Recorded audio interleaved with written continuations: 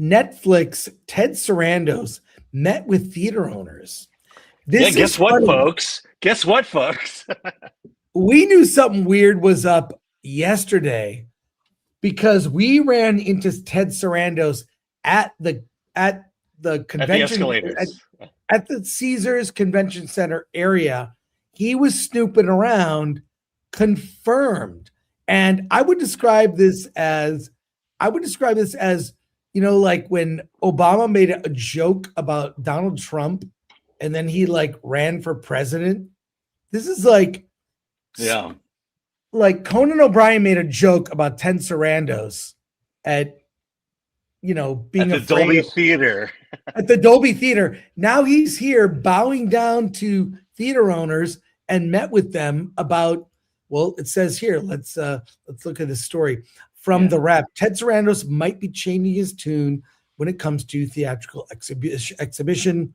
The Netflix co-CEO came to Las Vegas on Sunday night when we saw him and met with several heads of exhibition, including AMC Theaters CEO Adam Aron, Regal CEO Eduardo Acuna, and Cinemark CEO Sean Gamble, talking over the possibility of putting more Netflix films in theaters. What do you think, Alan? Yeah, I mean, you say bend the knee. I'd like to think of more of an olive branch, as it were. Okay. Ted Sarandos, look, Netflix is not in trouble. You know, the idea that not being theatrical means that Netflix needs the cash. They don't. It seems more like an olive branch than anything. But I, you know, it was funny. But you know, when we saw him there, that was the first thing I asked was, "Oh, I bet he's meeting with theater owners, with the big ones at least." Yeah, but I think this is inevitable. I mean, K-pop Demon Hunters, which was already on Netflix when they released it theatrically, was the number one movie the weekend it was released in theaters. That's huge. So, I mean, and certainly I think no one questions the quality of Netflix films. Their commitment to theatrical has not been great. It's been non-existent. It's been really terrible, actually. Yeah, so I mean, it seems like the only reason. Yeah, I mean, that's my point. Is if they don't need to advertise it, then they'll probably put it in a theater. Yeah, if they don't have to. It's all about money. Why spend advertising money on K-pop Demon Hunter when people are going to show up anyways? Right. And yeah. And then they did the sing-along version of K-pop Demon Hunter. You could sing along with it. Yeah. And then my understanding is the theater's got the large portion of that deal. Yeah. So I don't think Netflix was, you know, oh, thank God we made $1 million.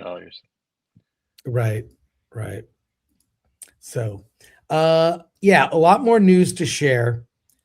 Let's get into it, and we will answer your chat comments and questions.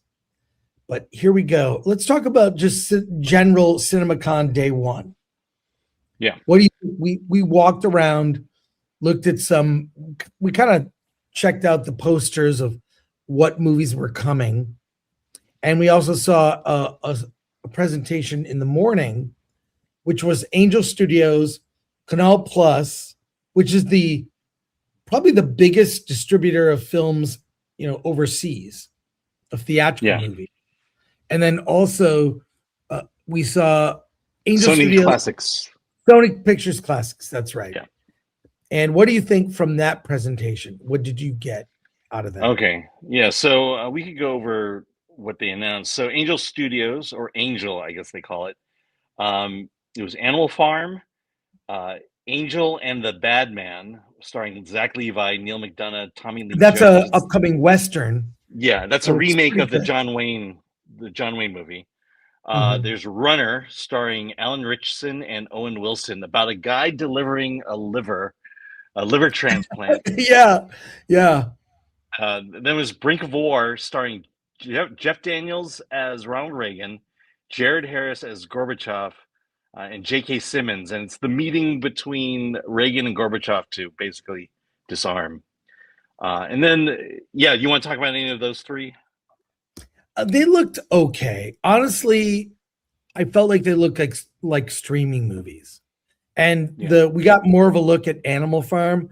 I do not like what I'm seeing. It's full on like, I don't like, I mean, look, I could change my mind, but honestly, was not impressed with. I don't think it's pro-communism, but it's definitely it felt like it was inspired by the theme of the word Animal Farm. Right, not of the Orwell story, because it's about a bunch of farm animals taking over the farm, in place of humans, and then the humans trying to stop them because they're too popular. Mm-hmm. And then I don't know. Seth Rogen is the main pig. The main pig, yeah, and he says the classic line from the book, and it just kind of came over with a thud. Some animals are more equal than others. Yeah, all animals are equal. Some are more equal than others. Yeah, I wasn't really impressed with that. So, and then we saw the Canal Plus stuff. Sony Pictures Classics. A couple of those movies look pretty interesting. There was the one movie with. Oh, go ahead. Oh yeah, so I'll just go over what they gave us. So I Swear is coming next month. You should all see it. There's a Unidentified, which is a feminist murder mystery. Gail Darty and the Celebrity Sex Pass. They're going to reissue. That one looks. Yeah, that looks whatever. Okay, there's 2 re-releases of Trainspotting and The Piano. Bedford Park, Bitter Christmas with Pedro Almodovar. John Turturro is The Only Living Pickpocket in New York. That's the movie. Hot Chan, Shake Your Booty, and the Tom McCarthy Project. Yeah, so John Turturro, what's the name of that movie again? The Only Living Pickpocket in New York, and I believe that's a working title. He basically mentors a black kid how to pickpocket people on the subway.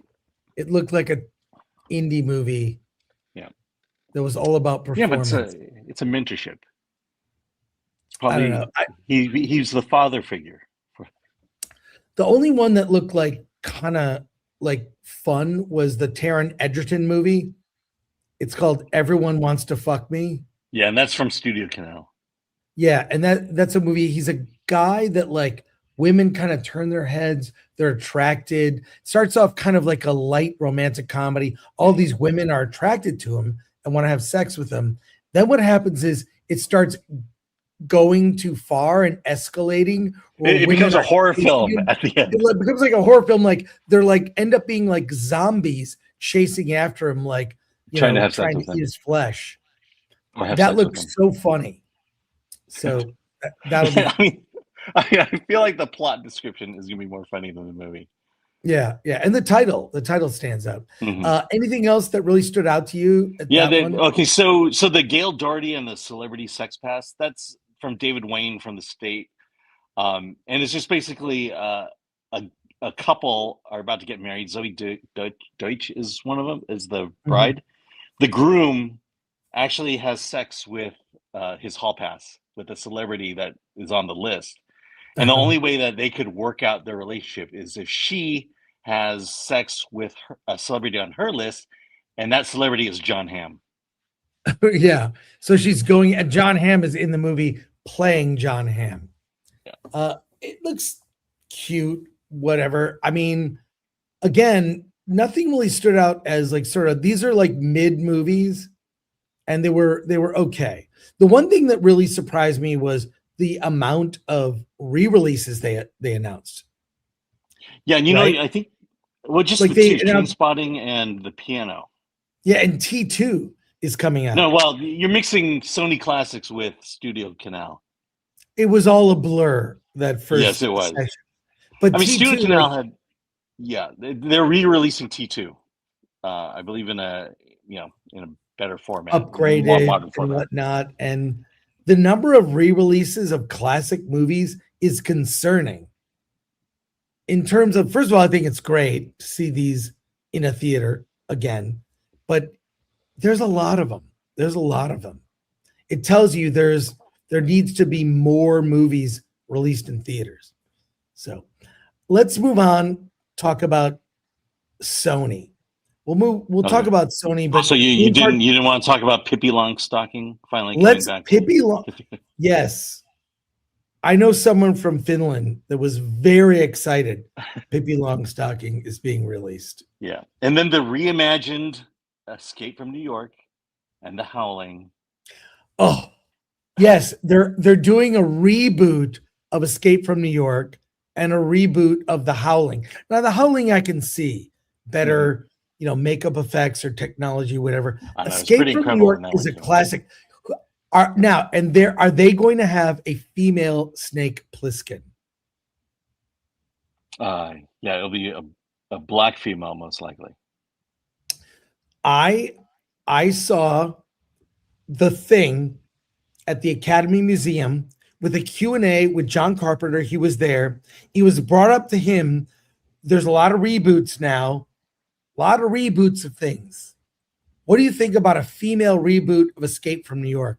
Basically, he said it was lazy. You can see the Q&A on our members only videos. I was there in the room when he talked about it. I think people are sick of those. Whatever this reboot is, I mean, Kurt Russell is alive and doing well and looks pretty good for his age. He could play Snake Plissken. Yeah. So I mean, look, this is a smart idea because from a production value standpoint, if you just wait 2 months, New York will be the perfect setting for Escape from New York. Yeah, New York is actually now going to cosplay as all of that. Oh my God, that's the worst. New York is just going down the toilet. But yeah, I mean, you have to escape from New York now. It's not fiction. It's not fiction. Yes. And are you excited about are you excited about the movie Violet from the director of Amelie? Yeah, because I think Amelie is a classic. I really love that movie. And what we saw looks whimsical in an Amelie sense. Yeah. Okay. But I'm not sure. Okay. And then the big one was Danny Boyle showed up. And he's directing a movie about basically the origin of the Sun newspaper with Larry Lamb and Rupert Murdoch. And they talk about, and they did show a scene from the movie, which was, it was pretty intense. They talked about the 5 W's. Yeah. And the when, where, and why. Who, what, when. Yeah. Who, what, when, where, why. And how they kind of shape modern journalism and clickbait, but in the late 60s. Right. But the interesting thing about the conversation was they were saying that why used to be the most important, but why is the least important. The new W is what's next. In terms of how you tell a news story. Yeah, the why is kind of the end of the story. Like once you hear the why, it's like the story's over. That scene they showed looked really good. So I'm interested in that.